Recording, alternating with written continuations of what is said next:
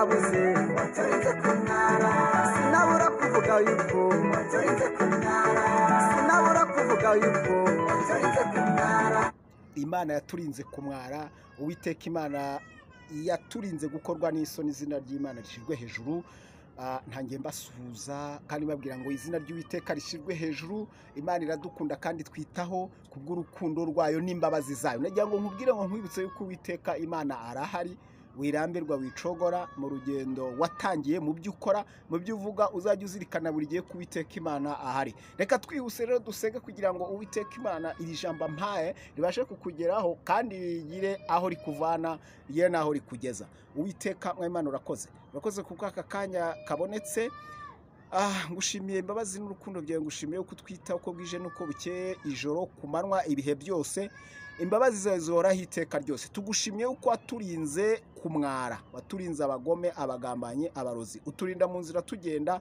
ukaturinda impanuka ukabira uruhande rwacu nuko dufiteho umugambi mwiza urakoze data ngaho ururuka uze uyobore ubutumwa bwiza nk'uko Uwiteka wabumbaye kugira ngo mbashe kubugeza ku bwoko bwawe ndasengera umwe wese ugiye kubwumva bugire icyo bumukoraho bukore ku mutima we kandi bumuhindure bugire aho bumukura bugire naho bumugeza urakoze data kubyumvishe kandi ubikoze ni mu izina rya Yesu Kristo byambaje amen haleluya shalom twihuse reka dusome ubutumwa Imana yampaye kandi mbamenyesha ko mbakunda abagerageza gukurikirana ubutumwa bwiza nagira ngo babwire ngo Uwiteka Imana arabakunda kandi n'umugisha utangaje ni ntabwo bisanzwe hari benshi bamaze kugira ahacecekerwa hari benshi bamaze kuva muri uyu mubiri ariko uracyafite amahirwe yo kumva ubutumwa bwiza ntubikerense hari icyo Uwiteka Imana gushakaho Imana ishimwe kandi habwa icyubahiro reka twihuse rero turebe mu butumwa bwiza Imana yampaye yakuntumye ni ijambo Uwiteka Imana yampaye riboneka mu gitabo cy'itangiriro ibice 16 turasoma duhereye ku murongo wa mbere reka twihuta reka twumve ubutumwa bwiza tega amatwi yegera aha ngaha wumve neza utega ugutwi kugira ngo hatagira ijambo rigucika ukazavuga uti ntabwo nigeze mbwirwa nta kintu nigeze menya ariko ragira ngo ubwire ngo Uwiteka Imana yakuntumyeho ijambo riravuga ngo Aburamu acyura Hagari nawe asuzugura Sarayi maze Sarayi aramwirukana muri Bibiliya y'Icyongereza yo ivuga ngo Hagar and Ishmael it tells about the history of Hagar and Ishmael mu yandi magambo niho tugiye kumva ubutumwa bwiza rero twumve Sarayi ijambo riratubwira ngo Sarayi umugore wa Aburamu ntibari babyaranye kandi yari afite umuja w'umunyegiputakazi witwa Hagari witwa Hagari Sarayi abwira Aburamu ati dore Uwiteka anyimye urubyaro ndakwinginze gira umuja wanjye nshoreke ahari nazabona urubyaro kuri we Aburamu yumvira Sarayi nuko Aburamu amaze imyaka 10 atuye i Kanani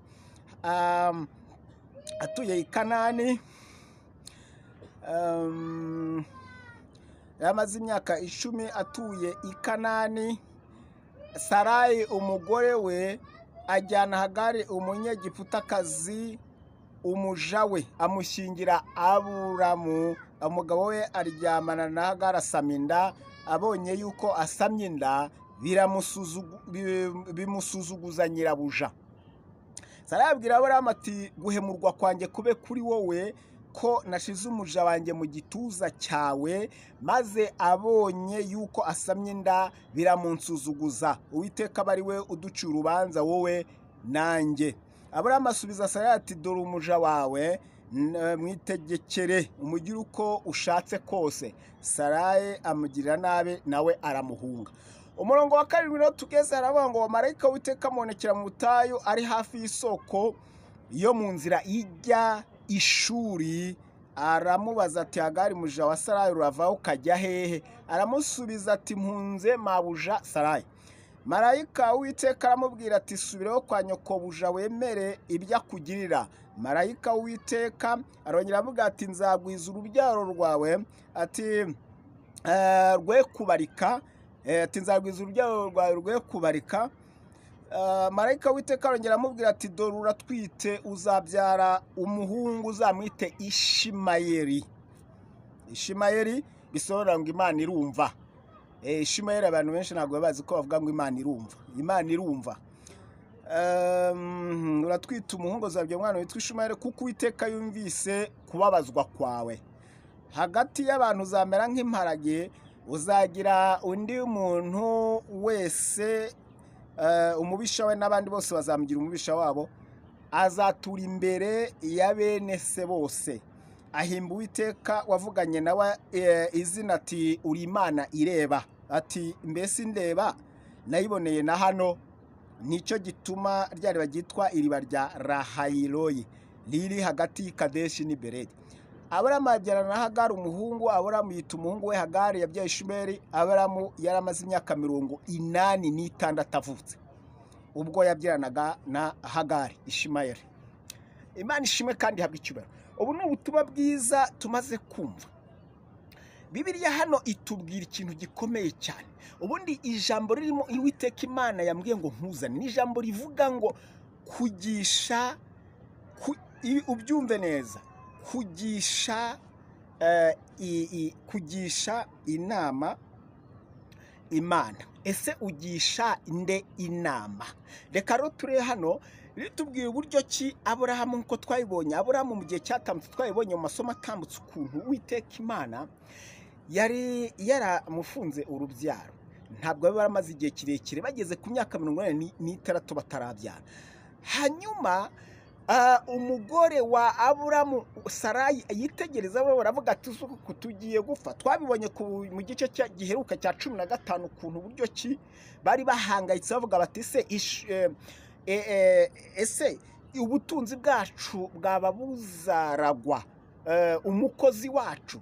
Noneho kubera ko Sara yatifuzaga yuko umukozi wabo ari we wazaragwa ubutunzi bwabo, yegera umugabo amugira inama. Niko biri tubwiye, yamugiriye inama. Njya nkavuga ko bishoboka kuba iyi nama kuri we yabonaga ko ari nziza, akavuga ati yenda ibintu bizaragwe umwana ukomoka ku mugabo wanjye. Ariko nagira ngo nkubwire ngo reba, itegereza inama ugirwa umukristo mwene data.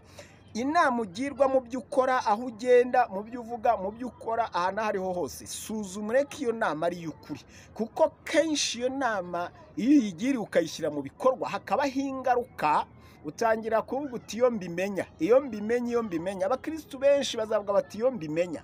Iyo umuntu abwiwe kuva mu byaha yanga kubyumva, ariko iyo habaye ingaruka avuga ngo iyo mbimenya. Ngo ubwire ngo aha rero Bibiliya tubwiye neza yuko Aburahamu yumvishe ko ari ibyo, aravuga ati umugore wanjye ubwo ngiye inama. Ndetse Bibiliya tubwira ngo Sarayi yiwe washingiye, yashingiye, yemeye gushingira umugabo we. Ubwo nyine uyu muja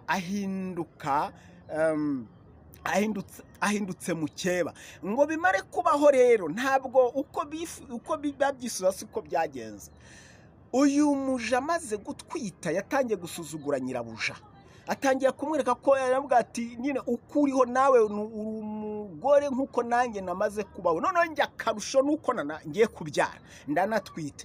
Rero havaho agasuzuguro gakomeye. Uyu muja ngo yatangiye gusuzugura nyirabuja. Abaze kumusuzugura, nyirabuja yafashe icyemezo cyo kumwirukana, akamwangaza ati reka mwirukane. None ubwo igisubizo cyari kibonetse. Mu Kristo Uwiteka Imana yakumye ngo bamaso mu bakugira inama, we mugabo, abakugira inama we umugore, umukobwa. Hari gihe bakugira inama ngo ugiye gushaka umugabo ngo urye ubukwe bubisi. Hari gihe bakugira inama abantu benshi ugendana nabo bakakubwira bati dore wabuze urubyaro, ujya mu bapfumu ujye gushaka impigi uzajya ugenda uzikenyeriyeho. Bavuga bati dore business yawe iri guhomba, jya mu bapfumu ujye ugenda gucuruza, uvuga amagambo utongera, ndetse ugendere kuri hirizi kwa ruga Kiswahili ni impigi. ariko nagira ngo nkubwire ngo izo nama zose ugirwa jya uzishyiramo kabiri niba nta ngaruka zabamo, kuko benshi barabikora bagahomba rwose induru zikavuga. Abantu bajya kubaka ikibanza bakabanza bakajya kuraguza. Twayaga tubyumva mu migenzo ya kera yuko byajyaga ngo kuraguza ikibanza, kuraguza ubukwe, kuraguriza n'ibindi n'ibindi. Ariko ngira ngo Yesu Kristo niwe dukwiriye kwiringira, niwe mujyanama w'ukuri. Haleluya! Niwe Mana ikomeye dukwiriye kugisha inama mwere yuko hari ibyo dukora. Niwe dukwiriye kwiringira kandi yaduha isezerano tukamutegereza twizeye. Izina ry'Imana rihabwa icyubahiro. Haleluya, haleluya. Aha rero byabaye ibintu bikomeye cyane. Uyu Hagari yafashe umwana we barahunga, ariko kwa Uwiteka amaze kwemera ko uwo mwana avuka, yahise amubonekera amubwira ati subirayo, subira kwa nyokobuja wemere ibyo agukorera. Nagira ngo nkubwira ngo aho Uwiteka nubwo bimeze gutyo yihanganira amafuta abantu bakora. Nubwo wakora ibintu runaka bikakubyarira inyungu cyangwa igihombo cyangwa iki, Uwiteka aratwihanganira kuko Imana ntihinduka, ihora ari inyembabazi, ari inyempuwe. Mu byaha abantu bakora, mu mafuti bakora, irakwihanganira. Rimwe na rimwe hari igihe tuvuga ngo ariko uriya muntu uko akora ibyango ariko agakomeza kurama, ahubwo tukabona umuntu ugerageza gukiranuka, kwihangana, wavuye mu nzira vuba, ni ukuvuga ngo arapfuye. Ahubwo umunyabyaha agakomeza kubaho akaramba, tubaza ariko uriya muntu kuki? Ariko rero nkubwire ngo ibyo byose Uwiteka ababizi. Imana ishimwe kandi ihabwa icyubahiro. Birakwiye ko uyu munsi ufata icyemezo cyiza cyo kugisha inama Imana, n'abantu bakugira inama ukongera ukayisubiramo kabiri cyangwa ukabyereka Uwiteka Imana Nyiringabo. Haleluya.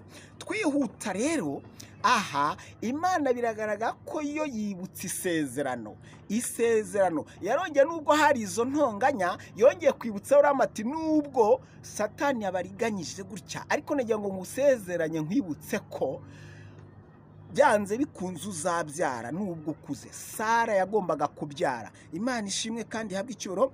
Twabonye ko ku murongo wa 10 ku murongo w'icyenda ngo marayika aravuga ati subira kwa nyokobuja wemere ibyo akugira. Marayika w'Uwiteka arongera aramwibutsa. Marayika w'Uwiteka yatumwe n'Uwiteka. Uyu munsi rero ijambo rikujeho nawe ngo wisubire inyuma kubera ingorane n'ibibazo uri guhura nabyo. Wisubire inyuma ngo utekereze ngo ubwo nta rubyaro ufite reka njye mu bapfumu, utangira uhemukira umurimyi wawe. Utangira gutekereza ngo ngo mbivuyemo, ngo Imana ibyo yansezereje ntabwo irabikora. Ngo ngubwire ngo Uwiteka Imana arahari kandi ibyo yagusejeje azabikora. Izina ry'Imana rihabwa icyubahiro. Ahubwo uhagaze gute mwene data? Imana yakuntumyeho, Uwiteka Imana Nyiringabo yakuntumyeho ngo nkubwire ngo ese uribuka isezerano yaguhaye? Ese waba uri kwirwanirira? Sigara reka kwirwanirira, ahubwo guma ku munara. Haleluya, haleluya. Habakuki niwe wavuze ngo nge nzaguma ku munara. Haleluya. Niyo amasoko yakama, niyo imyaka yahingwa ikarumba, yo mu myaka niyo byitakwera, ariko nge nzaguma ku munara ntegereze icyo Uwiteka haleluya yavuganye nanjye. Nawe niko Uwiteka yakuntumyeho. Reka rero dusoza tudatinda, ntidutinze. Ese waba uzirikana ko Uwiteka Imana ari we ukwiye kugisha inama kandi ko akuza gusobanukiwe? Ese waba uzi neza yuko Uwiteka Imana adahinduka? Imana ishimwe kandi yabwikiwe. Reka dusoze rero dusenga. Ijambo riravuze ngo ugomba kugisha Imana inama.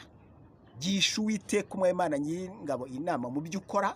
Niwe mujyanama w'ukuri, niwe utakubeshya, niwe utavuga ngo ese ngo akugira inama nibiguhinduka nk'uko abantu babikora, ngo avuga ngo sinakubwiye dore uko bikugendekeye, atangire agukobe aguseke. Uwiteka Imana ntahinduka, nawe wihinduka, ahubwo komeza wiringira Uwiteka Umwami Imana Nyiringabo. Reka rero dusenge dusoza kugira ngo Uwiteka Imana akugire neza. Turasengera abo bose bemeye kongera gufata icyemezo cyo kugisha inama Imana, Uwiteka Imana Nyiringabo, bakava ku bantu ntibongere kumva ibyo abantu bababwira, ahubwo bagafata icyemezo gikwiriye cyo kurushaho kubana n'Imana no kuyegera no kuyisaba ibyo bifuza byose. Turasengera abababaye, imfubyi n'abapfakazi, abatishoboye, abari mu bitaro, abarwayi, imfungwa, abo bose abababaye muri rusange. turabasengera kugira ngo Uwiteka Imana yongere abarambikeho ikiganza cye cy'iburyo. Ariko mbere y'uko dusoza, reka tubanze dusome mu rurimi rw'icyongereza, ko hari abantu basabye ko bakunda kumva, badakunda bose kumva ururimi rw'ikinyarwanda, ahubwo bumva ururimi rw'icyongereza. Dear listeners, this is my time to preach you this good news. The Bible tells us about the history of Hagar and Ishmael. Listen carefully what I'm going to preach you in the name of Jesus. Hallelujah. First of all, I greet you in the name of Jesus, or the Jesus Christ, as he crucified on the cross by our sins. Hallelujah. But now let's read in the book of Genesis chapter 16 from verse 1 up to verse 15. Hallelujah. Hagar and Ishmael. The title says Hagar and Ishmael. Abraham's wife Sarai had not borne him any children, but she had an Egyptian slave girl named Hagar. And so she said to Abraham, the Lord has kept me from having children. Why don't you sleep with my slave girl? Perhaps she can have a child for me. Abraham agreed with what Sarai said. So she gave Hagar to him to be his concubine. This happened after Abraham had lived in Canaan for 10 years. Abraham had intercourse with Hagar, and she became pregnant. When she found out that she was pregnant, she became proud and despised Sarai. And then Sarai said to Abraham, "It's your fault that Hagar despised me. I myself gave her to you, and ever since she found out that she was pregnant, she has despised me. May the Lord judge with us. Is right, you or me?" Abraham answered, "Very well. She is your slave and under your control. Do whatever you want with her." Then Sarai treated Hagar so cruel that she ran away. The angel of the Lord met Hagar at a spring in the desert of Road of Shur and said, "Hagar, slave of Sarai, where have you come from and where are you going?" She answered, "I'm running from my mistress." He said, "Go back to her and be slave." Then she said, "I will give you so many descendants that no one will be able to count them. We are going to have a son, and you will name him Ishmael. Because the Lord has heard your cry and of distress, but your son will live like a wild donkey. He will be against everyone, and everyone will be against him. He will live apart from all his relatives." Hagar asked herself, "Have I really seen God?" and lived to tell about it. So she called the Lord who had spoken to her a God who sees. That's why people call the world between Kadesh and Bered, the well of living one who sees me. Hagar bore Abraham a son, and he named him Ishmael. Abraham was 86 years old at the time. Hallelujah. This is good news we have heard about the history, the historical story between Sarai and Abraham.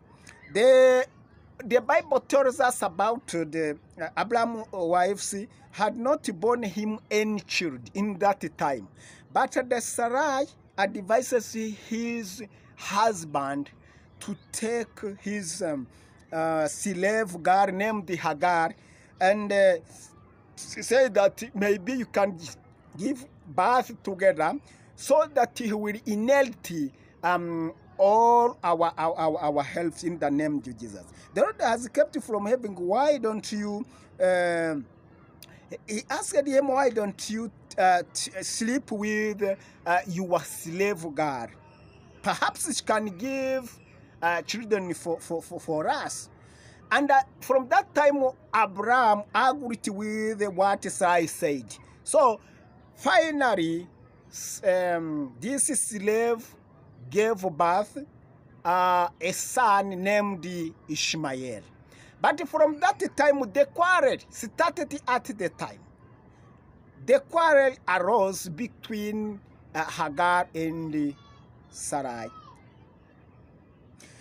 Means that you have to make sure that who give you the advice. You have first of all, whatever you are doing, ask for advice from God.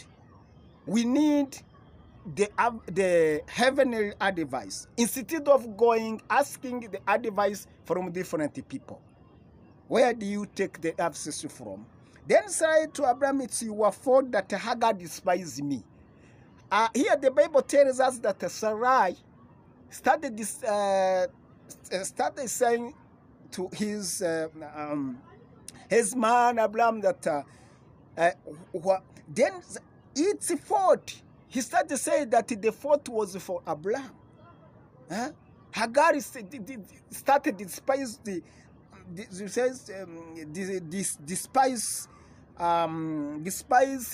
all families because he see that he has already conceived.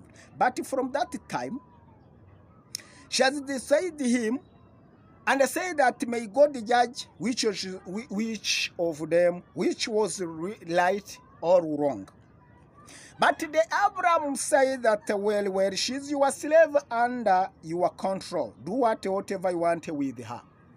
But remember, my dear friend, first of all, you have to think that before doing something, ask a piece of advice to God. Hallelujah. Let's just conclude by praying and saying that may God come in our life and take control of our life to make sure that whatever we are doing, we praise our Lord. Hallelujah. Ndabashimiye rero aka kanya nkaba tugiye gusenga dusoza dushimira Imana yuko ishoboye kuduha aka kanya kugira ngo tubashe kuganira ijambo. Niyo mpamvu rero dusenge Imana nishoboza naho ubutaha, ariko ijambo rirangira rikubwire ngo fata icyemezo gikwiriye cyo kumenya uwugisha inama, nunagirirwa inama umenye uyikugira uwo ari we, umenye n'inama ikugira niba ari inama izavamo umusaruro cyangwa igihombo. Kandi wijya mu bapfumu cyangwa mu barozi kugira ngo ugire icyo ubona, yaba akazi, yaba kubona umugabo, urubyaro, ntabwo bisa kujya mu bapfumu. Hari umuntu umwe wigeze kujya mu bapfumu yarabuze urubyaro, bamutuma inkoko, bamutuma umuceri, bamutuma amavuta, baravuga bati nyine tugiye kugusabira kugira ngo ureko wabona urubyaro, ariko byarangiye ntarwo abonye. Niyo nkubwire rero nshuti muvandimwe, garukiraho Uwiteka Imana niwe mujyanama mukuru, ni Imana ikomeye. Yesu Kristo ni ingabo idukingira, niwe utureberera ijoro na kumanywa. Imana ishimwe cyane.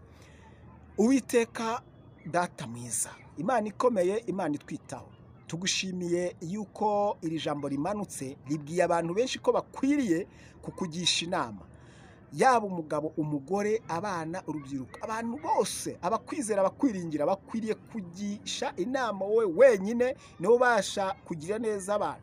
Umuntu yakoshya, umuntu yagushuka, umuntu yahinduka, ariko we ntujye uhinduka. Urakoze rero kuko Uwiteka uri mwiza, kandi nsengera aba bose bemeye yuko bakoze amakosa, abagiye bajya kugisha inama, bakora ibyo bagiriwemo inama byabagiraho ingaruka bigatera intonganya, nk'uko twabonye ko hagati ya Aburahamu na Sara ndetse na Hagari havutse intonganya. Ariko nagira ngo nkubwire ngo Uwiteka Imana Nyiringabo, urakoze yuko wowe atari ko ukora. Ni ukuvuga ngo Uwiteka ntagutererana umuntu, ahubwo umenya amakosa ye kandi ukabasha guhindura byinshi. Urakoze data kubyumvishije. Sengeye abababaye, imfubyi n'abapfakazi, bashyize mu biganza byawe. Abafite uburwayi bukomeye ubagirire neza, bakoze ikiganza cyawe cy'iburyo ihindura amateka kuri bo, ubakize kuko ari wowe Imana ikomeye. Urakoze data, urakoze yuko ubyumvishije. Mbisabye nizeye yuko yumvishe mu izina ry'Umwami wacu Yesu Kristo, amen.